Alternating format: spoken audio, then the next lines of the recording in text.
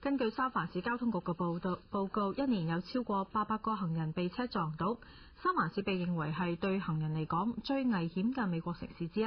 華協中心對改善行人安全問題非常關注。梁偉珊報道。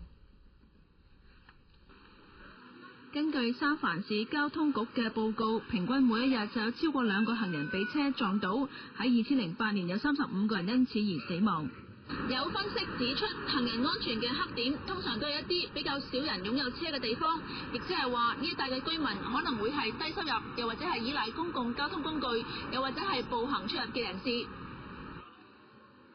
長者喺華埠一帶俾車撞死嘅事故時有發生。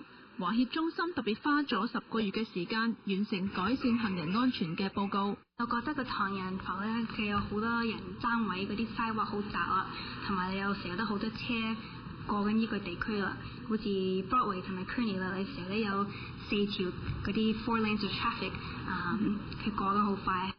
其他對行人嚟講危險嘅地區仲包括金融區、Civic Centre、紡谷區、日落區同埋列治文區等。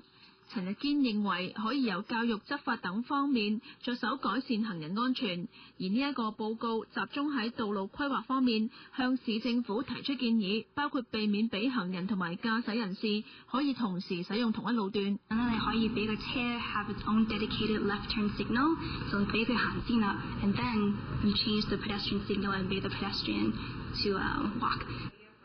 陳日堅希望道路設計者可以考慮埋道路使用者嘅個別需要。For example, if you have a street that's right next to a senior center, you want to make sure that you figure out that the street is designed for the particular residents of that area.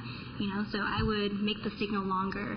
I would maybe raise the crosswalk so that the seniors, because you're, stooped over, the driver might not be able to see them over there. 人命傷亡除咗帶嚟精神同埋心理創傷之外，亦都對市政府構成財政壓力。根據 Examiner 報嘅報導，每一宗死亡事故，市政府要花大約350萬元善後，包括緊急救援人員、財物損失同埋醫療開支等。26台記者梁偉珊報導。